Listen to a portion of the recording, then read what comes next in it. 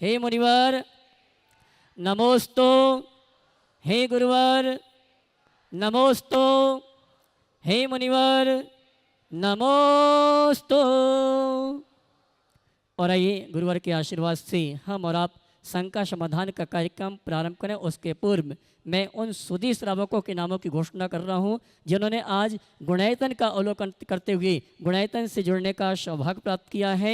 निर्माण निधि के रूप में श्रीमान सुभाष चंद्र जी, श्रीमती रविकांता जैन सिकोहाबाद, श्रीमती शोभा भूपाल जो कि सपरिवार निपाणी, श्री नल्लूलाल जी, सचिन कुमार जी विदिशा, श्रीमान सुनील कुमार जी सुचिता, शीला जी गाडरवारा, श्री आशीष जी अमित जैन गाजियाबाद, श्रीमती सिमरन जी धर्मपत्नी नमन जैन खरीवार रोड ओडिशा, श्रीमती बिमला जैन अलंकार जैन कोटा। इन्होंने निर्माण निधि से गुणायतन से जुड़ने का सौभाग्य प्राप्त किया। जोरदार इनके सम्मान में आप ताली बजाकर उनके भावों की अनुमोदना करें। और आइए इसी क्रम में निर्माण मित्र के रूप में गुणायतन से जुड़ने का अवसर प्राप्त किया श्रीमती नीता जी सुभाष शिवे, स्वर्गीय राहुल सदाशिव पाटिल कोल्हापुर। और मैं चाहूँगा इनके सम्मान भी आप ताली बजाकर का भावों की अनुमोदना करें। इसी क्रम में निर्माण सारथी के रूप में वनिता वंशल उपाध्याय कोल्हापुर महाराष्ट्र, श्री विनेश जैन ऋषभ जैन दिल्ली। मैं चाहूँगा तालियां बजनी चाहिए। और सूत्रधार के रूप में गुणायतन से जुड़ने का अवसर प्राप्त किया श्रीमान माणिक चंद जी, डॉक्टर आशीष जी, अनिश जी जैन आरवी जैन के जन्मदिन के उपलक्ष्य फिरोजाबाद। इन्होंने सूत्रधार के रूप में गुणायतन से जुड़ने का अवसर सौभाग्य प्राप्त किया है। और आइए मैं उन दो परिवारों को मंच पर आमंत्रित करूंगा जिन्होंने गुरुवर के आशीर्वाद से निवेदन किया, आशीर्वाद प्राप्त किया और गुणायतन ट्रस्टी के रूप में जुड़ने का अवसर प्राप्त किया है। श्रीमान वैभव जी, श्रीमती शीतल जी, केवल जी ध्यान बढ़ाले बेलगांव हमारे बीच उपस्थित हैं। मैं चाहूँगा वे आए मंच पर गुरुवर का आशीर्वाद प्राप्त करें और गुणायतन परिवार उनका सम्मान का कार्यक्रम संपन्न करेंगे। आइए साहब, और इनके सम्मान के लिए मैं आवाज दूंगा गुणायतन के श्रोमणी संरक्षक विशेष सहयोगी अतुल जी, शीतल जी लाधानी परिवार ये आएंगे। हमारे गुणायतन ट्रस्टी श्रीमान वैभव जी सब परिवार जो आप उपस्थित हैं उनका सम्मान का कार्यक्रम संपन्न करेंगे। और मैं चाहूँगा ऐसे परिवार जोरदार ताली बजाकर का सम्मान करें। पहले भी ये जुड़े थे लेकिन आज गुणायतन ट्रस्टी के रूप में इन्होंने गुणायतन से जुड़ने का सौभाग्य प्राप्त किया। मंच पे आ जावे। आइए अतुल भाई, शीतल जी इनका सम्मान गुणायतन परिवार की ओर से संपन्न करेंगे।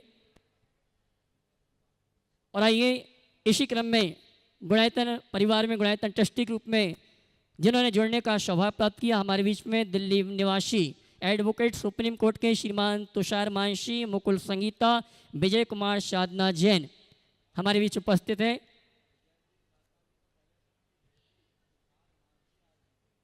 मैं कहना चाहूँगा विजय जी तो पहले से ही गुणायतन से जुड़ गए हैं। आज उनकी बिटिया और दामाद गुणायतन से गुणायतन ट्रस्टी के रूप में जुड़ चुके हैं। श्रीमान तुषार मानसी जी हमारे बीच उपस्थित हैं और विजय जी को आमंत्रित करूंगा वे आए परम पूज। और इनके सम्मान के लिए मैं आमंत्रित करूंगा हमारे गुणायतन के श्रोमणी संरक्षक भाई हर्ष जी और परम संरक्षक हमारे मनोज जी वाकलीवाल ये आएंगे। सम्मानी गुणायतन परिवार के गुणायतन ट्रस्टी का गुणायतन परिवार की ओर से सम्मान का कार्यक्रम संपन्न करेंगे। और मैं चाहूँगा आप जोरदार तालियों का इस परिवार का सम्मान करें। विजय कुमार जी तो पहले से जुड़े थे लेकिन आज बिटिया दमान को भी। और आइए इसी क्रम में मैं उस युवा व्यक्तित्व को आमंत्रित करूंगा जिन्होंने कमाया बहुत लेकिन कमाया नहीं, बहुत अच्छे काम में लगाए। धुलियान से हमारे बीच में भाई सुजीत जी जो कि हमारे मुनिश्री प्रमाण सागर जी महाराज के बड़े भ्राता अनिल जी के साले साहब हैं, आज हमारे बीच उपस्थित हैं। धुलियान दिगंबर जैन समाज को इन्होंने बहुत बड़ा चांदी का रथ प्रदान किया है और गुणायतन के ट्रस्टी भी हैं। मैं चाहूँगा परम पूज मुनिवर के श्री चरण वंदन करते हुए आशीर्वाद प्राप्त करेंगे। और उनके सम्मान के लिए मैं आमंत्रित करूँगा हमारे गुणायतन के श्रोमणी संरक्षक और चातुर्मास के यजमान भाई मुकेश जी और उनके साथ आएंगे धर्म प्रभावना समिति के अध्यक्ष महोदय श्रीमान अशोक जी दोषी। हाँ जी, गुणायतन के संरक्षक और श्रोमणी संरक्षक ये दोनों आएंगे। भाई सुजीत जी का मैं चाहूंगा इस युवा साथी के लिए जोरदार ताली बजाएं।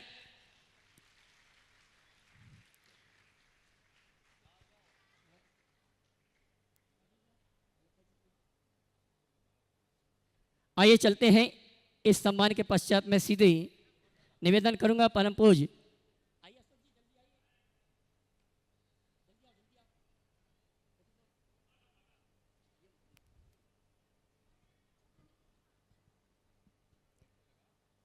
तालियां तो बजाइए इस व्यक्तित्व के लिए। बजती रहना चाहिए तालियां।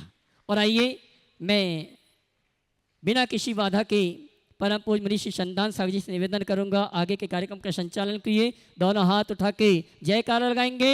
बोले परम पूज्य मनीश्री मनीश्री मनीश्री प्रमाण सागर जी महाराज की। गुरुदेव के चरणों में आष्टा सत्रपन यह अर्पित करते हुए प्रारंभ करते हैं। और अलकाजी जैन जो पूर्व विधायक मंत्री कटनी पूर्व राज्यपाल राजस्थान निर्मल जी जैन की सुपुत्री हैं, वे यहाँ पर उपस्थित है। जोरदार तालियों से उनका स्वागत अभिनंदन करें। और साथ में डॉक्टर सीताचंद जी जैन उनके जीवन साथी और सम्मान के लिए मैं आमंत्रित करूंगा अनिल जी प्रतिभा जी बाजल पूर्व अध्यक्ष उदयनगर के, वे उनका सम्मान अभिनंदन करेंगे। और साथ में रहेंगे पवन जी जैन साहब। पवन जी भी आ जाए, वे भी सम्मान में उनका साथ दें। और आज का प्रथम प्रश्न भी अपने बीच में जो पूर्व विधायिका और गुणायतन के ट्रस्टी भी हैं अलका जी, वे अपना प्रथम प्रश्न करेंगे। और उनके बाद में तैयार रहेंगे राजश्री जैन श्री पारसनाथ मंदिर संपत हिल्स।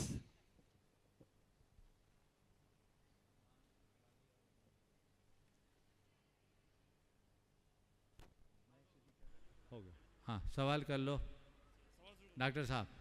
मैं से ओ महाराज जी के चरणों में ओ बारंबार नमस्कार।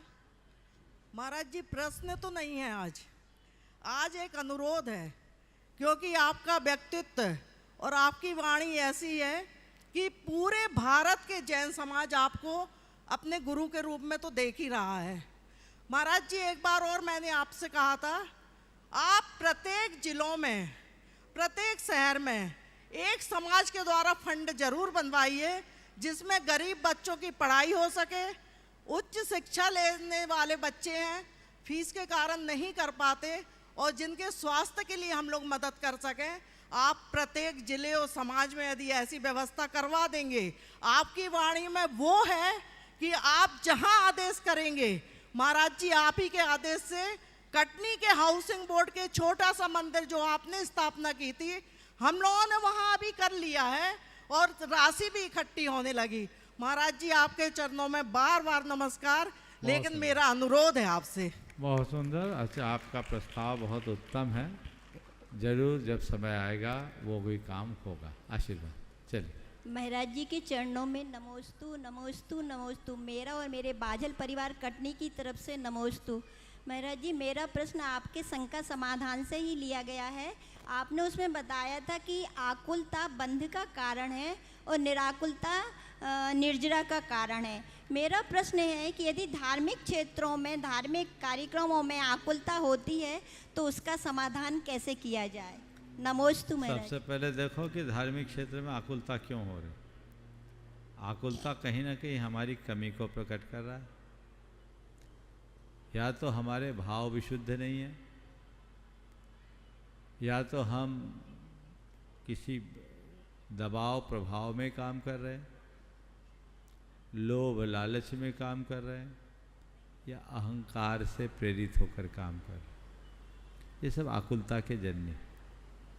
यदि इन सबको हटा दे तो आकुलता का नाम भी शेष नहीं है, केवल आनंद रहे। नमोस्तु महाराज जी नमोस्तु। कोर्ट के एडवोकेट दिल्ली से साधना विजय जी जैन जो डुनाइतन के विधि सलाहकार भी हैं, वे अपना प्रश्न रखें, जिनकी बिटिया आज डुनाइतन के संस्थापक सदस्य के रूप में भी जुड़ी है पूरे परिवार के साथ में। और साथ में ही उसके बाद में तैयार रहेंगे आज के जो मांडलिक क्रिया के पुण्यार्जक हैं कंछेदी लाल शशि जी जैन, पारस पान भंडार इंदौर। नमोस्तु गुरुदेव। गुरुदेव पोथी का पन्ना पलटना पड़ता है, पोथी का पन्ना पलटना पड़ता है, और ज़रूरी नहीं कि हम सभी पन्नों को पढ़ें। हम अपनी पसंद के अनुसार पन्नों को पढ़ भी सकते हैं और छोड़ भी सकते हैं। लेकिन गुरुदेव भाग्य का पन्ना स्वतः ही पलट जाता है। हम चाहें या न चाहें उसी के अनुरूप अपने अपने जीवन को जीना होता है। तो गुरुदेव, क्या मनुष्य अपने भाग्य के पन्ने को अपनी भावनाओं के अनुरूप कुछ ही अंशों में सही लिख और पढ़ सकता है क्या? यदि हाँ तो गुरुदेव कैसे? देखिए ये बात बहुत अच्छी कही कि पोथी का पन्ना पलटा जा सकता है और उसमें हम क्या पढ़ें क्या न पढ़ें हमारी अभिरुचि पर निर्भर। जी गुरुदेव। लेकिन भाग्य का पन्ना जो सामने आता है उसे ही पढ़ना पड़ता है जी। और उसमें हमारी इच्छा का कोई जोर नहीं चलता। आपने पूछा क्या हम भाग्य के पन्ने को लिख सकते हैं, पलट सकते हैं क्या? जी गुरुदेव। पहली बात तो मैं ये कहूँगा कि हमें ये समझना है कि जो भाग्य का पन्ना सामने है वो लिखा किसने? जी गुरुदेव। लिखा तो हमने ही है। स्वयं नहीं लिखा, स्वतः ने लिखा है। तो जब हम लिख सकते हैं तो नया भी लिख सकते हैं बिल्कुल ठीक। जी गुरुदेव। और लिख सकते हैं तो मिटा भी सकते हैं, कुछ बदल भी सकते हैं। जी। तो ये चीज़ें हमारे हाथ में हैं। जी गुरुदेव। अगर कोई व्यक्ति इस विश्वास के साथ जीता है कि सब कुछ मेरे भाग्य पर ही निर्भर है, जी गुरुदेव। तो वो जीवन में सफल नहीं होता। लेकिन हमारा विश्वास यदि ये हो जी। कि मैं जो करूँगा वही होगा, मेरा पुरुषार्थ मुझे परिणाम देगा, तो हम अपने नए भाग्य का सृजन भी कर सकते हैं। जी गुरुदेव। इसलिए सलाह ये है कि भाग्य के भरोसे मत बैठो। जी। और सबसे बड़ी बात तो ये है कि मेरे भाग्य में क्या है जी। ये मुझे पता ही नहीं। जी। मुझे तो केवल एक बात पता है कि मुझे क्या करना है।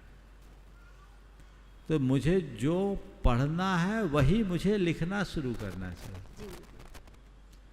हम अगर सदैव अच्छा पढ़ना चाहते हैं तो आज जो पन्ना मेरे सामने उसमें अच्छा लिखना तो शुरू करें। गुरुदेव वही तो मुश्किल होती है ना। हम अच्छा लिखना नहीं चाहते, अच्छा पढ़ना चाहते, जी। अच्छा बोलना नहीं चाहते, अच्छा सुनना चाहते, तो कैसे काम चलेगा?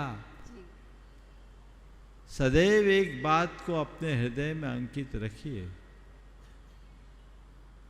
मेरा भविष्य मेरे वर्तमान पर निर्भर करता है। जी गुरुदेव। मेरा भविष्य मेरे वर्तमान पर निर्भर करता है।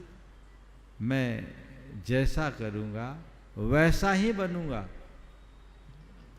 इसलिए मुझे बेहतर जीवन के लिए बेहतर करना। नमोस्तु गुरुदेव, नमोस्तु। हाँ, ये महिला मंडल, पहले महिला मंडल फिर इधर करिएगा।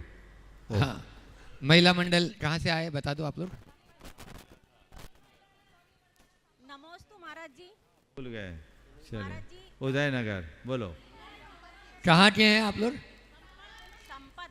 बिचौली मर्दाना। नमोस्तु महाराज जी। अभी जब बुलाएंगे हमारा तब कर दो। मंडल संपत हिल जिनालय, जहाँ आपके पहले चरण पड़े थे, पहले दिन शंका समाधान हुआ था। आपको बुलाया था। अभी आपका नाम नहीं आया ना? हमारे पास नाम आ चुके हैं। महिला चलो मंडल चलो का। बोल दो। चलो, संपतिल महिला मंडल अपना प्रश्न कर रही हैं। जोरदार तालियां इनके लिए बजा दो, ये पूर्व में आ चुकी इसलिए। नमोस्तु और महाराज जी। इसके बाद में कंचेदी लाल जी जैन, जो आज के मुख्य मांडलिक क्रियाओं के पुण्यार्थ थे, देवेंद्र जी का आज जन्मदिन भी है, वो अपना प्रश्न रखेंगे। और उसके बाद में तैयार रहेंगे वैशाली नगर महिला मंडल वाले। आप बोलो। नमोस्तु महाराज जी। मेरा प्रश्न ये है कि जिसका सब कुछ खोने पर बुरा होता है, जैसे घर, माता पिता, पति भी, तो उससे बुरा भी कुछ हो सकता है क्या? फिर से बोलिए। जिसका सब कुछ खोने पर बुरा होता है, उसमें घर, माता पिता, तो उससे भी बुरा कुछ होता है क्या? सब कुछ होने पर भी सब कुछ खोने पर, खोने पर। घर को खो दिया, माता पिता को खो दिया, अब क्या बुरा होगा? हाँ, अब क्या बुरा होगा? उससे भी जो होगा सो होगा, ज़्यादा होगा मरेंगे, इसके अलावा और क्या होगा? और एक बात ध्यान रखना, जिसे आप बुरा समझ रहे, बुरा नहीं है, ये तो ऊपर की परिणति है।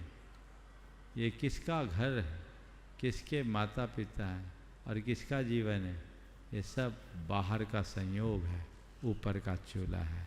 मेरा जो है सदा से है, सदा रहेगा, शाश्वत है, शाश्वत रहेगा। वह तो अजर अमर अविनाशी है, उसमें न कुछ अच्छा हो सकता न बुरा हो सकता।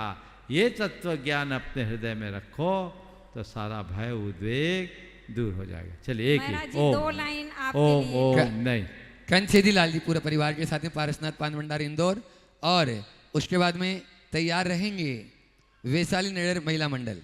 हे स्वामी, नमोस्तु नमोस्तु नमोस्तु। सभी ग्रंथों में लिखा है कि आत्मा का ध्यान करो, जबकि आत्मा रूप रस गंध स्पर्श से रहित है, जिसे देखा भी नहीं जा सकता, जो केवली के ज्ञान का विषय है। तो उसका ध्यान कैसे करें? अरिहंत जिन प्रतिमा और गुरुओं को आत्मा का दर्पण मानकर उन पर ध्यान करना चाहिए। आपके मुखारविंद से संबोधन चाहिए। आत्मा का ध्यान कैसे करें? रूप रस गंध स्पर्श से रहित है, तो अपने अंदर जो रूप है, रस है, गंध है, तो इसको अलग कर दो। बैठो, जो दिख रहा है वह मैं नहीं। हमने गुरुदेव से एक सवाल किया कि गुरुदेव आत्मा का ध्यान कैसे करें? उन्होंने एक छोटा सा सूत्र दिया, जो दिख रहा है वो मैं नहीं, और जो देख रहा है वो मैं। क्या बोला? जो दिख रहा है वह मैं नहीं, जो देख रहा है वह मैं हूँ। इस सूत्र को आत्मसात कर लो, सदैव आनंद रहे। नमोस्तु। वैशाली नगर महिला मंडल, और उसके बाद में महेंद्र जी सावित्री जी टाया, जो गुणायतन के शिरोमणि संरक्षक है, उदयपुर से अपने बीच हैं, और उन्हीं के साथ में ही उनके बेटी जवाई भी साथ में रहेंगे। महाराज जी के चरणों में वैशाली नगर महिला मंडल का नमोस्तु नमोस्तु नमोस्तु। चुल्लक जी के चरणों में इक्षामी इक्षामी इक्षामी। महाराज जी, मेरा प्रश्न यह है कि हमें धर्म की हमेशा प्रभावना करनी चाहिए। प्रभावना प्रभावकारी बने, प्रदर्शनकारी न बन जाए, इसके लिए महाराज जी हमें किन किन बातों का ध्यान रखना चाहिए? बहुत अच्छा सवाल है। हमें प्रभावना करनी चाहिए, पर हमारी प्रभावना प्रभावकारी हो, प्रदर्शनकारी न हो। आपने पूछा है प्रभावना को प्रभावना बनाने के लिए हमें क्या करना चाहिए। देखिए, सबसे पहले अपना उद्देश्य विशुद्ध रखना चाहिए। हमारा उद्देश्य धर्म की प्रभावना का है, व्यक्तिगत प्रभावना का नहीं। पहली बात। दूसरी बात, धर्म की प्रभावना का उद्देश्य यदि हम रख रहे हैं तो उसमें धर्म को प्रमुखता मिले, बाकी बातों को नहीं। ये बारीकी से देखें कि हम जिसे प्रभावना के रूप में स्वीकार रहे हैं वो उसमें धर्म ही है या कोरा आडंबर। लोगों में आकर्षण जुटाने के लिए चीज़ों को बढ़ाना सजाना अच्छी बात है, पर इतना न सजाओ कि धर्म का मूल तत्व ही ओझल हो जाए। तीसरी बात, जब धर्म की प्रभावना करना चाहते हैं तो धर्म की मौलिकता को सुरक्षित रखना चाहिए। और चौथी बात, धर्म की प्रभावना के लिए आपसी सद्भाव को बढ़ा के चलना चाहिए। ये चारों बात आत्मसात करे तो हमारा जो कृत्य होगा बहुत आनंददायी बने। नमोस्तु महाराज, नमोस्तु महाराज, नमोस्तु महाराज। महेंद्र जी सावित्री जी टाया, शिरोमणि संरक्षक गुणायतन उदयपुर से, और उनके साथ में ही उनकी बेटी जवाई पूरा परिवार। ओम नहीं आए। हाँ, और तैयार रहेंगे वैभव जी जैन, जो गुणायतन की ट्रस्टी हैं बेलगांव से। महाराज जी, एक सूचना है। आपका जब चातुर्मास हुआ था उदयपुर में 17 में, तो आपका जो निर्देश था कि भाई ये जो सामग्री जो चढ़ती है ये अगर आप पक्षियों को दें, और अभी तक उसके पहले हमारे वहाँ पुजारी को हम लोग देते थे और उनकी तनख्वाहें कम रहती थी, तो आपके निर्देश की वो पालना हमने चालू की। पक्षियों का भी अपना दान हो गया और पुजारी की हमने तनख्वाह बढ़ा दी, और वो आज 8 साल से बराबर लगातार वो चल रहा है। तो आपका आशीर्वाद। देखिए, ताया जी ने एक बहुत अच्छे विषय पर ध्यान आकृष्ट किया। मैं तो सोच रहा था पर्यूषण में इस विषय को फिर से उठाऊंगा। ताया जी, आपके परोक्ष में हमने आपका कई बार नाम लिया है। जब मैं उदयपुर में था तब दिल्ली के एक सज्जन ने आकर मुझसे एक बड़ी व्यथा भरी बात कही थी कि महाराज जी, हम लोग मंदिर में अपनी सामग्री चढ़ाते हैं, बाज़ार में वो बिकती है और लोग उसके साथ बिरयानी खाते हैं, नॉन वेज खाते हैं। अहिंसा के देवता को चढ़ाए गए अर्घ्य का उपभोग लोग मांस, मछली आदि अभक्ष्य पदार्थों के साथ करे, इससे बड़ा पाप और क्या होगा। मुझे इस बात से बड़ी पीड़ा हुई और मैंने उसी दिन अपने शंका समाधान में ये प्रश्न शंका समाधान में आए थे और मैंने कहा था कि शास्त्रीय दृष्टि से तो भगवान के चरणों में अर्पित किया गया द्रव्य, उसका अधिकार पशु पक्षियों को है, इसका अधिकार माली और व्यास को नहीं। चूँकि आप लोग बनिया हों और माली को इस बात का लालच देकर कि हाँ इतना द्रव्य चढ़ता है, इतनी सामग्री चढ़ती, 5 किलो बादाम रोज चढ़ता है, आप उसको पगार न के बराबर देते, कई जगह तो देते ही नहीं और रख लेते। ऐसा करने वाले निर्माल्य का भी मूल्य आंक लेते हैं, जो नहीं होना चाहिए। तो मैंने एक प्रस्ताव दिया था कि माली को पगार दीजिए, अच्छी तनख्वाह दीजिए, क्योंकि उसकी ड्यूटी बड़ी होती है और 2-2, 3-3 आदमियों को मंदिर संभालने में समय देना पड़ता है, उस अनुरूप दें और जो सामग्री है वो पक्षियों को खिला दें और जो ऐसी सामग्री है वो अन्य परमार्थ के कार्य में लगा दें। मुझे बहुत प्रसन्नता है, टाया जी खुद अपने मुख से बोलेंगे, जो ये द्रव्य सामग्री को चढ़ाने के बाद छतों में बिखेरते हैं, तालाब के पास भी शायद डालते हैं, हजारों की तादाद में तोते आते हैं और उनको चुग जाते हैं। केशव नगर वालों ने तो बताया आधा घंटे में पूरे द्रव्य सफा चट्ट हो जाती। कितना सुंदर दृश्य लगता है। तो पक्षियों को दाना देने का पुण्य, भगवान को पूजा करने का पुण्य आपको मिलता है और आपकी द्रव्य सामग्री से पाप का कार्य नहीं होता। ये पूरे देश के समाजों को ध्यान देना चाहिए। ये महापाप है, इस पाप से बचना चाहिए और इस पाप का सबसे बड़ा भागीदार वह है जो उस मंदिर के प्रबंध और व्यवस्था को देखते हैं। मैं देश के सारे मंदिरों से जुड़े लोगों को पुनः कहूँगा, देश में बहुत सारे गांव शहरों में ऐसा हुआ है, लेकिन अभी भी बहुत से गांव शहर ऐसे हैं जिसमें वही पुरानी परंपरा चल रही है। लोगों की मानसिकता नहीं बदल पा रही। इस मानसिकता को बदलिए। जो मंदिर की व्यवस्था और प्रबंध को देखने वाले उनको पाप है और जो मंदिर में द्रव्य सामग्री चढ़ा रहे उनको भी पाप है। कई जगह तो लोगों ने मुझसे ये भी कहा, महाराज मंदिर कमेटी ने निर्णय नहीं लिया तो हमने अपना निर्णय लिया कि हम अपना द्रव्य घर से जाएंगे लेकर और जो द्रव्य चढ़ाते वो लेके आते, रास्ते में कोई बकरी या गाय मिलती उसको खिला देते और माली नाराज ना हो तो हम माली को थोड़े पैसे दे देते।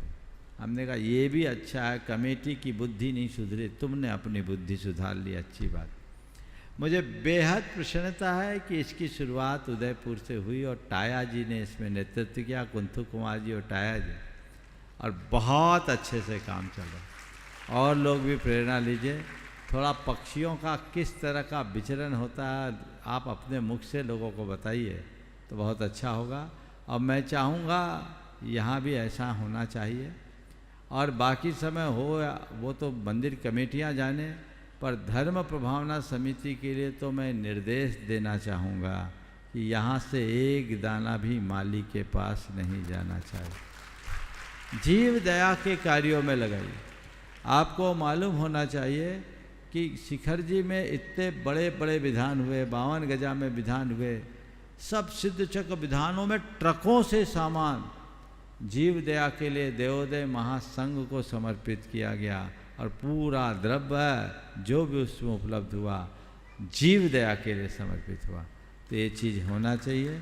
नित्य की पूजाओं का भी यहाँ प्रयोग कीजिए और आप कुछ मत कीजिए, इस पंडाल के छत पर डाल दीजिए, हजारों तोते इधर से मंडराते हैं, बड़ा आनंद आएगा। सुबह सुबह उनका कलरव होगा और इसकी शुरुआत अगर कल से ही कर दी जाए तो अत्युत्तम होगा। पर डॉक्टर साहब बोलिए। गुरुवर, चावल तो हमारे में से ही कोई भी जाके और कबूतर या तोतों को खिला के आता है, और जो गोले और ये चढ़ते हैं इसको हम छोटे टुकड़े करके और गौशाला में खुद दे के आते हैं। बहुत सुंदर। और लौंग, जो हमारे लौंग चढ़ते हैं, वो लौंग महाराज जी पक्षी नहीं खाते हैं, तो हम लोग जो मूक बधिर विद्यालय और ये जो ऐसे चलते हैं उसके वहाँ हम दे के आते हैं। बहुत सुंदर। ताकि वो सब चीज़ों का काम। और प्रश्न जो है, और महाराज जी बादाम जो है हम गिरी चढ़ाते हैं, ये कड़वी वाली बादाम नहीं चढ़ाते। ताया जी हमने, अच्छा मिगी चढ़ाना तो बहुत उत्तम, उसको गाय भी खा लेती। गाय लेकिन भी खा लेती। भिंडर में मैंने देखा ये जो बादाम आप चढ़ाते तोते फोड़ फोड़ के खाते, बड़े चाव से, छोड़ते नहीं है। तो ये बादाम भी अगर आप चढ़ाते काठिया, हालांकि कागजी चढ़ाओ तो और अच्छा, जो तुम खाओ वही चढ़ाओ, घटिया क्यों चढ़ाओ। जब बढ़िया खाओ तो भगवान के सामने घटिया चढ़ाना अच्छी बात नहीं है। तो जो आप खाते वही चढ़ाइए, या तो मिगी चढ़ाइए या फिर कागजी बादाम चढ़ाइए, सबसे उत्तम बादाम होता है। और तोते तो काठिया बादाम भी फोड़ के खाते हैं, मैंने आँख से देखा है। समय शिखर जी ने बंदर को खाते देखा महाराज जी बादाम, बंदर फोड़ के खा रहे थे समय शिखर जी। हाँ, बस शिखर जी में ऐसे ही होता है। हाँ, प्रश्न महाराज जी। हाँ, सवाल है, सवाल कर लीजिए। नमोस्तु गुरुदेव, नमोस्तु नमोस्तु नमोस्तु। प्रश्न तो मेरा बहुत साधारण सा है महाराज जी, व्रत की परिभाषा क्या है? व्रत की परिभाषा क्या है और व्रत करना आवश्यक क्यों है? जैसे व्रत संयम के लिए, व्रत उपवास के लिए, मतलब त्याग के लिए, बहुत अच्छा सवाल और है। स्वास्थ्य के लिए, पर इसमें से जो उत्तम है, हम धार्मिक क्रियाओं के हिसाब से व्रत करते हैं, तो मतलब व्रत की सही परिभाषा क्या है? देखिए, आपने व्रत से जुड़ा सवाल किया है, बहुत अच्छा सवाल है। और भादों का महीना आने वाला है। भादों का महीना तो व्रत उपवास का ही होता है। मैं आपको इस संदर्भ में, थोड़ा आज उत्तर लंबा हो सकता है, बाकी लोग इनको कोसना मत, लेकिन ये उत्तर मैं विस्तार से इसलिए देना चाहता हूँ कि व्रतों के बारे में सबको एक ही प्रश्न के माध्यम से संपूर्ण जानकारी प्राप्त हो जाए। देखिए, व्रत शब्द मूलतः पाप के परित्याग का नाम। विरतिर व्रतम, पापों के त्याग को व्रत कहते हैं, और जो व्रतधारी होता है उसे व्रती कहते हैं। ये अनुव्रत और महाव्रत के रूप में दो रूप से रेखांकित हुए। तो ये व्रत का सबसे मूल रूप है। इसके बाद व्रत एक विशेष तपस्या के रूप में जुड़ गया, और जब व्रत तपस्या के रूप में जुड़ा तो विभिन्न प्रकार के व्रतों का चलन हुआ। मुनिगण भी विशेष व्रत लेते और उसका अर्थ बड़े बड़े तप के लिए, जैसे सिंह निष्कीड़ी व्रत, एकावली व्रत, द्विकावली व्रत, कनक मुक्तावली व्रत आदि बड़े बड़े व्रत, जो एक संकल्प का द्योतक हो गया, तप का, मेरा ये व्रत है, मेरा ये संकल्प है। ये मुनियों के जीवन में रहा, गृहस्थों ने भी इसका अनुकरण किया। व्रत की शुरुआत इस रूप में एक तपस्या के रूप में जुड़ी। कालांतर में व्रत एक प्रकार की विशेष मान्यता, कल्पना से जुड़ गया। लोगों ने अपनी लौकिक मान्यताओं की पूर्ति के लिए विभिन्न प्रकार के व्रत करना शुरू कर दिया, और अनेक प्रकार के व्रत हुए। मध्यकाल में जब दूसरी परंपरा में अनेक प्रकार के व्रत लौकिक आकांक्षाओं की पूर्ति के लिए प्रचलन में आए, तो उनके आकर्षण से बचाने के लिए हमारे यहाँ भी अनेक प्रकार के व्रतों और कल्पों की संरचना हुई। उस समय कई प्रकार के व्रत चलन में आए और जितने भी व्रतों की कथाएं हैं, उन सब कथाओं में आप देखिएगा कोई ना कोई लौकिक कामना है। तो जो पहले पाप का त्याग था, फिर तपस्या का रूप लिया, फिर एक लौकिक मान्यता की पूर्ति के लिए अपनी सांसारिक आकांक्षाओं की पूर्ति का आधार बन गया। इसी के साथ इसी समय जब व्रतों को महत्व दिया गया, तो व्रतों के साथ उद्यापन को भी जोड़ दिया गया। और उद्यापन में अच्छी तरह से दान और द्रव्य देने का विधान कर दिया गया। और यदि ऐसा न कर पाए तो व्रत दूना करने का डर दिखा दिया गया, नहीं तो उद्यापन के बिना हमारा व्रत अधूरा रह जाएगा। मुझे लगता है ये सब उस युग में भट्टार की परंपरा के कारण हुआ, क्योंकि इस तरह के व्रतों के करने से उनके मठों को प्रचुर लाभ मिलता था। आप उद्यापन में जो कुछ चढ़ाएंगे सो मंदिरों में ही चढ़ाएंगे। अब बताओ, अगर उद्यापन किए बिना व्रत अधूरा है तो हम मुनियों को तो सब व्रत डबल करना चाहिए, क्योंकि हमारे पास तो उद्यापन की कोई व्यवस्था ही नहीं। तो एक व्यवस्था बनी। व्रतों का चौथा रूप है अभिप्राय पूर्वक किसी विषय का त्याग, पंचेंद्रिय के विषयों का त्याग। अभिसंधिकृतात् विरतिर् विषयात् योग्यात् व्रतम भवति। ये व्रत नियम रूप हुआ और यम रूप हुआ। कुछ काल विशेष के लिए लिया गया नियम और जीवन पर्यंत के लिए लिया गया व्रत यम हुआ। व्रत अनुव्रत और महाव्रत रहा। जो पहला भेद था, उस अनुव्रत और महाव्रत में निखार लाने के लिए गुण व्रत और शिक्षा व्रत आए। इस तरीके से व्रत आया। व्रतों में एक संलेखना व्रत को पृथक रूप से जोड़ा गया। तो कुल मिलाकर के व्रत हमारी आत्मशुद्धि का आधार है। और जब हम व्रत करते हैं तो जिस दिन व्रत किया उस दिन पाप मुक्त हो गए। और जब हम पाप मुक्त होते हैं तभी पाप को काटने में समर्थ होते हैं। इसीलिए कहा गया व्रती ही निर्जरा का अधिकारी है, अव्रती नहीं। इसलिए अपने पापों का विनाश करना चाहते हैं तो व्रती बनो। भले तुम्हारा व्रत एक दिन का हो। आचार्य समंत भद्र महाराज ने एक दिन की हिंसा का परित्याग करने वाले यमपाल चंडाल को भी अहिंसा व्रती कहा है। तो ये व्रत अनेक रूपों में दिखाई पड़ता है। इसलिए व्रतों को ग्रहण करने का उत्साह सभी को बना के रखना चाहिए। और जो भी व्रत हो उन से निरतिचार पालन करना चाहिए। उसमें किसी प्रकार की शिथिलता नहीं आने देना चाहिए। आज जो गुणायतन से के नए ट्रस्टी बने ऐसे वैभव जी जैन बेलगांव से अपने बीच में है, वे प्रश्न पूछ रहे हैं और तैयार रहेंगे नंदा नगर पाठशाला के सभी उत्साही बच्चे। नमोस्तु महाराज जी। सभी शुल्लक महाराजों को इच्छामी इच्छामी इच्छामी।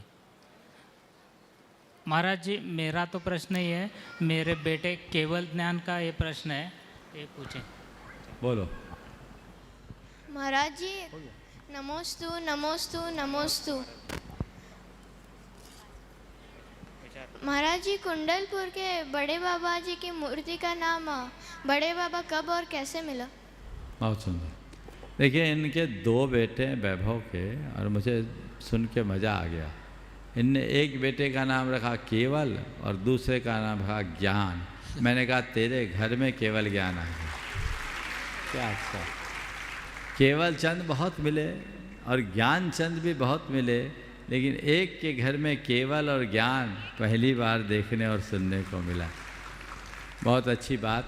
और आज ये परिवार गुणायतन से भी जुड़ा है, विशेष भाव लेकर केवल इसीलिए बेलगांव से चलकर आए हैं। मैं चाहूँगा ऐसे लोगों के इस पवित्र भाव का सभी को हृदय से अभिनंदन करना चाहिए। आपका सवाल कुंडलपुर के बड़े बाबा का नाम बड़े बाबा कब से चला मुझे नहीं मालूम, पर बाबा इतने बड़े थे जिसने देखा सबने कहा बड़े बाबा। मुझे लगता है जब से उनकी स्थापना हुई है तभी से वो बड़े बाबा बन गए। नंदा नगर पाठशाला के बच्चे लोग और उसके बाद में संभव जी जैन दिल्ली। और एक प्रश्न। पार्श्वनाथ दिगंबर जैन पाठशाला नंदा नगर की ओर से गुरुवर के चरणों में हम सब बच्चों का बारंबार नमोस्तु। गुरुवर, हम सब बच्चों का प्रश्न है कि हम बुरी आदतों की तरफ आकर्षित हो जाते हैं और सीख जाते हैं, जैसे लड़ाई झगड़ा, मारना, रोना, जिद्दी आदि, लेकिन अच्छी आदतों की ओर हमारा ध्यान ही आकर्षित नहीं होता, जैसे मिलजुल कर रहना, खुश रहना। गुरुवर, हम बच्चों को मार्गदर्शन दीजिए कि हम अच्छी आदतों और संस्कारों को कैसे अपनाएं और याद रखें कि बुरी आदतों से हमेशा के लिए दूर रहें। बहुत बहुत अच्छा सवाल किया। नमस्ते महाराज। देखो बेटे, अच्छी आदतें डालनी पड़ती है, बुरी आदतें तो अपने आप लग जाती। चंदन का पेड़ उगाना पड़ता है, बेशरम अपने आप उग जाता है। उगता है कि नहीं? देखा है ना बेशरम का पेड़, समझते हो कि नहीं? बेशरम के पेड़ देखे हो कि नहीं देखे हो? अब आजकल के हाईटेक, अब यही तो अंतर है। अब शहरों के बच्चे क्या देख, गाजर घास देखिए। हाँ हाँ हाँ। तो गाजर घास अपने आप उग जाती, कोई काम की नहीं होती, और जहाँ उगती वहाँ अच्छी घास नहीं रख पाती, फसल भी नहीं रख पाती। समझ गए? हाँ। तो बुराइयाँ गाजर घास की तरह हमारे चित्त में अपने आप अपना जड़ जमा लेती है, और अच्छाई बहुत धीरे धीरे पनपती है। समझ गए ना? तो ये स्वाभाविक है। ऊपर उठने के लिए बहुत प्रयास करना होता है, नीचे गिरने के लिए तो केवल गिरना पड़ता है। पानी को ऊपर चढ़ाने के लिए क्या करते हैं? मोटर लगाना पड़ता है कि नहीं? हाँ जी महाराज। और पानी को नीचे लाना है तो क्या करना है? केवल ढोलना पड़ता है। तो बुरी आदतें हमारा पतन कराने वाली है, हमें नीचे लाने वाली है, उसके लिए पुरुषार्थ की जरूरत नहीं पड़ती। पर अच्छी आदतें हमारे जीवन का उत्कर्ष करने वाली, उसके लिए हमें प्रयास करना चाहिए। तुम्हारा प्रश्न बहुत अच्छा, और तुम्हारे प्रश्न में दो बातें निकलती हैं। बुरी आदतों से कैसे बचे और अच्छी आदतें कैसे लाए, यही पूछना चाह रहे हो? हाँ। मैं दोनों को ही तुम्हारे प्रश्न के माध्यम से रख देता हूँ, क्योंकि ये प्रश्न बहुतों का है। बुरी आदतों से बचने के लिए 4 काम करो। सबसे पहले अपने आदतों के प्रति सजग हो जाओ। मेरी कौन कौन सी आदत है जो बुरी है, समझ गए? एकदम उसके प्रति अवेयरनेस होना चाहिए। दूसरी बात, उनको नष्ट करने का संकल्प लो। मुझे इस आदत से बचना है, संकल्प रखो। पहली बात सजग रहो, दूसरी बात संकल्प रखो, और तीसरी बात हर पल अपने संकल्प को दोहराते रहो। मुझे इस आदत से बचना है, मुझे इस आदत से बचना है, मुझे इस आदत से बचना है, मुझे इस आदत से दूर रहना है। ये बात बचो। और चौथी बात, ऐसे लोगों के संपर्क से बचो जिनके कारण ऐसी आदतें बनती है। समझ गए? तो सजग रहना, संकल्प रहना, संकल्पित होना, संकल्प को बार बार दोहराना, और ऐसे संपर्कों से बचना। ये चारों बातें बुरी आदतों के लिए भी, और यही चारों बातें अच्छी आदतों के लिए भी।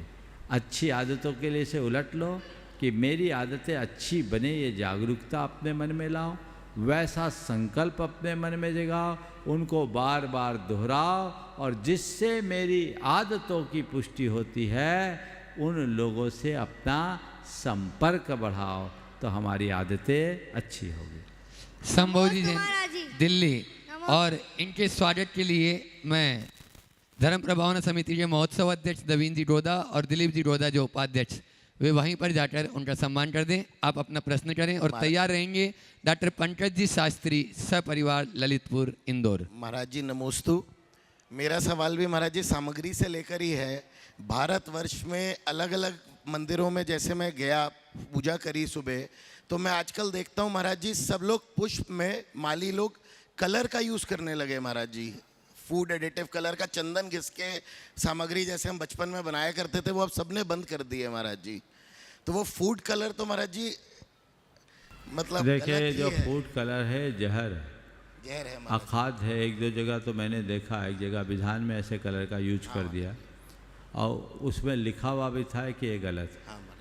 तो हमें ऐसे कलर का प्रयोग बिल्कुल नहीं करना चाहिए, इससे परहेज करना चाहिए, बिल्कुल नहीं होना चाहिए। कलरफुल मत कीजिए, वो तो जो भी सेवन करेगा उसके लिए भी हानिकारक है। आप हमारी परंपरागत जो व्यवस्था थी चंदन और केसर से रंगने की, वही अपनाएं, बाकी बातों से दूर रहे, उसमें ही भलाई।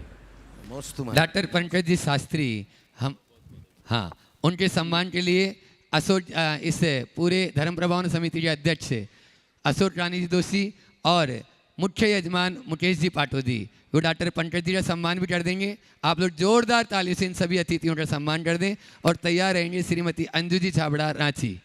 रत्नत्रय की साक्षात प्रतिमूर्ति के रूप में विराजमान पूज्य मुनित्रय के चरणों में मैं बारंबार कोटिशः नमोस्तु करता हूँ अपने परिवार की ओर से। हे भगवान,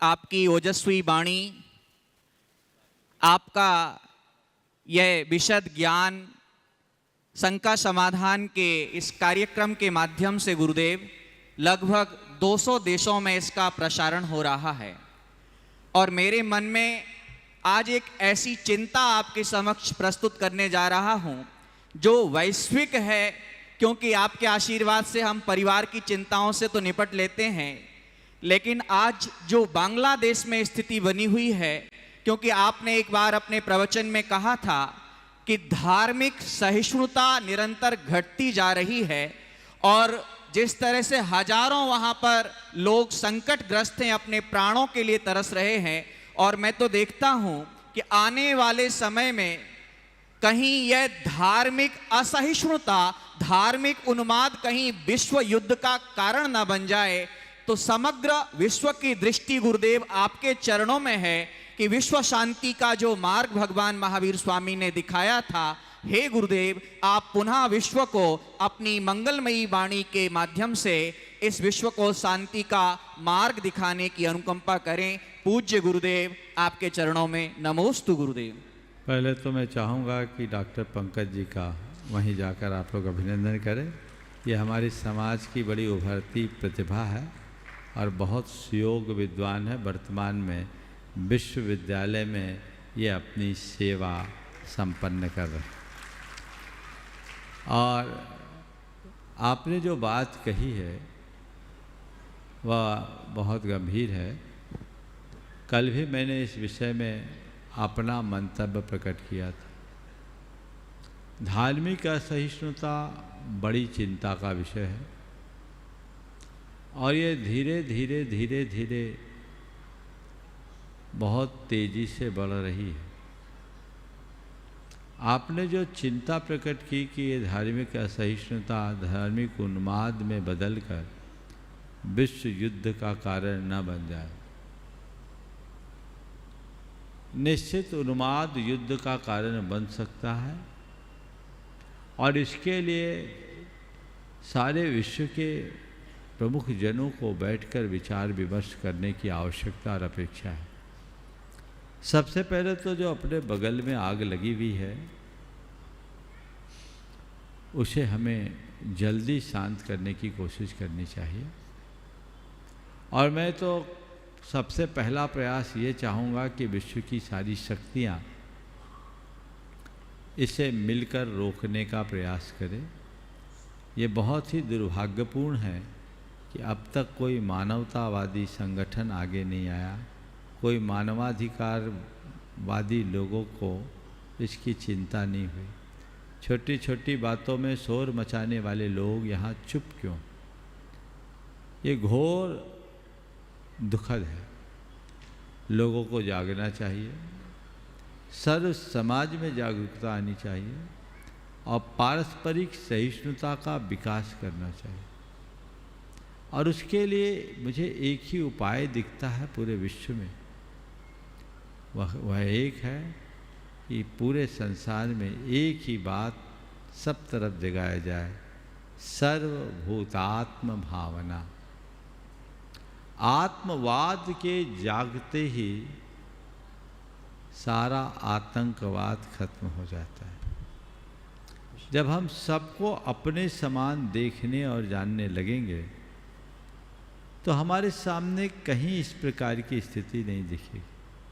तो हमें अपनी दृष्टि की व्यापकता को बचाना है और आत्मवाद, अध्यात्मवाद की भावना को जगाना है। वैचारिक सहिष्णुता को बढ़ाने के लिए यदि अनेकांतवाद दृष्टि बन जाए, परधर्म सहिष्णुता की वृत्ति विकसित हो जाए, तो चीज़ें बहुत अच्छे से नियंत्रित हो सके।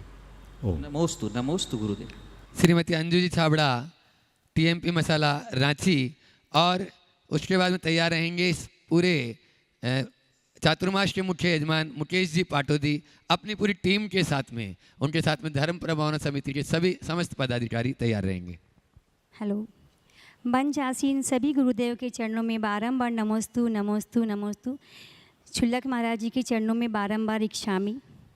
गुरुदेव, इंसान की सोच यदि तंग हो जाती है तो खूबसूरत जिंदगी भी जंग हो जाती है। फिर से। इंसान की सोच यदि तंग हो जाती है तो खूबसूरत ज़िंदगी भी जंग हो जाती है। तो ऊंचाई तक वही लोग पहुंचते हैं जो प्रतिशोध की बजाय परिवर्तन की सोच रखते हैं। गुरुदेव, परिवर्तन के इस दौर में अपनी सोच को जंग लगाने से कैसे बचाएं? परिवर्तन की सोच के लिए अपनी सोच में जंग लगाने से कैसे बचें? मैं तो एक समझता हूँ कि जहाँ परिवर्तन चलता रहता वहाँ जंग नहीं लगती। जंग वहीं लगती है जहाँ जड़ता होती है, रुक जाती। यदि हम सतत सक्रिय रहें तो परिवर्तन अपने आप होगा, जंग लगने का कोई प्रसंग ही नहीं है। आपने बहुत अच्छी बात कही कि प्रतिशोध की जगह परिवर्तन की सोच कैसे लाए। कुछ न करे, मन में क्षमा भाव जगा लो, प्रतिशोध खत्म हो जाएगा और परिवर्तन अपने आप आ जाएगा। नमस्ते गुरुदेव। मुकेश जी पाटोदी मुख्य यजमान इस अनुष्ठान पूरे चातुर्मास के, और उनकी पूरी टीम, और उसके बाद में असोट भैया तैयार रहें आगे के कार्यक्रम की सूचना देने के लिए। नमोस्तु महाराज श्री। एक साथ यदि हमारे परिवार में 3 शुभ मंगल हो तो उसको क्या कहें महाराज जी? पहला मंगल तो आपने आपकी कृपा से हमको प्रथम कलश के द्वारा आपने कृतार्थ किया। दूसरा मंगल महाराज जी, हमारी बेटे का संबंध एक देश के सुप्रतिष्ठित परिवार की बिटिया से दिल्ली में पवन जी गोधा, जो अपने नाम से पूरे देश जानता है उनको, उनकी बिटिया से संबंध हुआ। और तीसरा मंगल ये हुआ महाराज जी कि शिखर जी में प्रथम लाड़ू, 3 लाड़ू शांति धारा भगवान की और झंडा ध्वजा और विरोहण हमने स्वर्णवत कूट पे प्रथम हमने किया महाराज जी। तो इस बारे में महाराज जी आपसे कि हम बस मैं यही बोलूँगा कि तुमने मंगलाचरण किया, जजमान बनने का फल मिल गया। महाराज श्री चौथा मंगल ये हुआ कि इन्होंने जो कलश लिया उससे डबल राशि वहाँ से आ गई दिल्ली से इनके पास में। जो इन्होंने कलश की राशि दी है उससे डबल राशि दिल्ली से वापस आ गई है। मैं अब बुरी बात तो पूरी सुन लो, मैं तुम्हारे मतलब की बात कह रहा हूँ। ये सब जो मिला है ना, ये जजमान बनने का फल मिला है, समझ गए? तो बस इससे एक बात सीख लो, और तुम्हारे माध्यम से मैं सबको कहता हूँ अच्छे का परिणाम सदैव अच्छा निकलता है। दान और त्याग मनुष्य के पुण्य में असाधारण वृद्धि करता है। इसलिए सभी को दान जैसे पवित्र कर्म के लिए उत्साहित रहना चाहिए और मन बना लो हर साल ऐसा ही मौका मिलते रहे और आजू बाजू वाले जो थोड़े पीछे रह गए आगे के लिए तैयार रहे। सभी को आशीर्वाद। महाराज श्री एक विद्या प्रमाणिक ने आपके लिए नमोस्तु बोला। महाराज जी हमने वहाँ देखा बहुत सुंदर। देखे विद्या प्रमाणिक संघ प्रतिवर्ष सम्मेद शिखर में 3 दिन तक भोजन व्यवस्था करते। 35 हजार लोग गुणायतन परिसर में तीनों टाइम भोजन करते हैं। और ये 40 एक युवक है, सभी गुणायतन के ट्रस्टी हैं, दिल्ली के हैं और बहुत उत्साह से ये काम करते हैं और खुद का पैसा लगाते हैं। इस साल भी उनने किया निःशुल्क। एक बार उन सब के इस पवित्र कार्य के लिए आप सब अभिनंदन करें और मैं भी यहीं से उन सभी को आशीर्वाद देता हूँ। अशोक भैया महाराज श्री आइएगा बंधु, सूचना पहले आइएगा बंधु। प्रतिवर्ष की भांति इस वर्ष भी पर्वराज पर्यूषण के पावन अवसर पर 8 सितंबर से 17 सितंबर तक श्रावक संस्कार शिविर का आयोजन किया जा रहा है और उसके रजिस्ट्रेशन प्रामाणिक ऐप पर लगातार लोग कर रहे हैं। देश और दुनिया के लोग तो पारस चैनल, जिनवाणी, प्रामाणिक ऐप, आदिनाथ चैनल आदि के माध्यम से इस कार्यक्रम को देख सुन करके अपना रजिस्ट्रेशन कर ही रहे हैं। लेकिन आपके सौभाग्य है इंदौर महानगर में रहने वाले कि आप साक्षात महाराज श्री के चरणों में बैठ करके दशरक्षण महापर्व पर श्रावक संस्कार शिविर के अंतर्गत श्रावक बनकर के धर्म आराधना का पावन सौभाग्य प्राप्त कर सकते हैं। तो आप जल्दी से जल्दी, क्योंकि 5-7 दिन के अंदर शायद श्रावक संस्कार शिविर के रजिस्ट्रेशन भी बंद करना पड़ेंगे।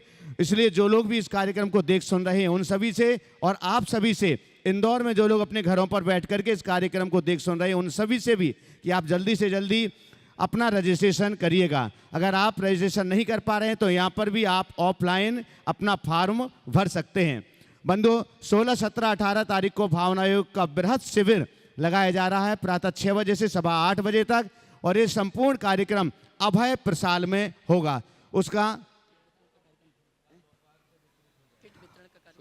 और भावना आयोग शिविर के किट वितरण का कार्यक्रम कल महाराज श्री के प्रवचन के तुरंत बाद प्रारंभ हो जाएगा। भावना आयोग शिविर के किट जिनके लिए भी चाहिए हो तो उसमें टी-शर्ट है, भावना आयोग की पुस्तक है, पेन और पैड, ये सारी सामग्री उसके साथ में रहेगी। और भावना आयोग शिविर के उस किट को लेने के लिए चूंकि जितनी सामग्री है उसके हिसाब से प्रति किट के हिसाब से आप जो भी राशि वहाँ काउंटर पर है वो आप जमा करा करके और अपनी किट वहाँ से प्राप्त कर लेंगे। 200 रुपये और उस किट के लिए 200 रुपये की राशि सुनिश्चित की गई है। आप काउंटर पर जमा करा करके वहाँ से आप अपनी किट प्राप्त कर सकेंगे। ओम ओम। देखिए अभी सारी सूचनाएं आपको भैया जी के माध्यम से दी गई और ये मैं सबसे पहले तो कहूँगा कि 15 अगस्त हम सबको पूरे देश में बहुत उत्साह के साथ संपन्न करना है। हमारा राष्ट्रीय पर्व है और अपनी राष्ट्रभक्ति का परिचय सभी को देना है। यहाँ भी आप सबको अभय प्रसाल में पूर्ण उत्साह के साथ आना है 8:30 बजे। और 16, 17, 18 तारीख का जो भावना योग का शिविर है वो अपने आप में अद्भुत शिविर है। हजारों लोगों ने अपना पंजीयन करा लिया है। जो पंजीयन नहीं भी कराए वो आए। और जो अभी बात आपसे की गई उसकी एक किट है, उस किट में बहुत सारी चीज़ें, एक टी-शर्ट है, स्त्री पुरुषों सबके लिए है और बहुत ही अच्छी टी-शर्ट है, आप ज़रूर उसको लें। एक व्यवस्था के लिए कमेटी ने बहुत नॉमिनल राशि आपके लिए रखी है, कोई ज़्यादा नहीं। उसमें पुस्तक भी है और एक भावना योग की अभ्यास पुस्तिका, एक डायरी जिसमें आप नियमित प्रैक्टिस को उसमें लिख पाएंगे बहुत सारे आत्म सुझावों के लिए। और एक पेन भी सुलभ होगा। 200 रुपये की लिए जा रहे आपसे, पर आपको दाम से धोने का सामान सुलभ किया जाएगा। तो कुछ त्याग होना चाहिए। ये व्यवस्था की दृष्टि से बनाए हैं क्योंकि मुफ्त की चीज़ मुफ्त में चले जाती है। इसलिए आप लोग इसका ज़रूर लाभ लें और खुद आए, औरों को लाभान्वित करें। कल 11 बजे से या प्रवचन के बाद से हो सकता है, कल प्रवचन के बाद से उसका वितरण शुरू करने की व्यवस्था कमेटी यहाँ करेगी। सभी लोग लाभ लें। और आखिरी दिन नहीं आ पाए तो जिस दिन शिविर शुरू होगा उस दिन तो आप ज़रूर लें। जो आपको टी शर्ट दी जाए आप उसे पहन करके ही भावना योग में बैठें। महिलाओं की बहुत सुंदर कार्डिगन है और पुरुषों की टी शर्ट है, सब साइज की है, आप बहुत अच्छी लगेगी, ज़रूर उससे लाभान्वित हों। और समय आप सबका हो गया है, यहीं पर विराम। बोलिए परम पूज पर्युषण पर्व की जहाँ तक बात है, ओम पर्युषण पर्व की जहाँ तक बात है, आप पर्युषण पर्व में अपना उत्साह प्रदर्शित कीजिए। जैसी मुझे जानकारी मिल रही है बहुसंख्यक लोगों ने अपना पंजीयन करा लिया है। कहीं ऐसा ना हो कि आपका नंबर आने तक वहाँ पंजीयन बंद हो जाए, इसलिए समय रहते अपना पंजीयन कराएं। ओम शांति।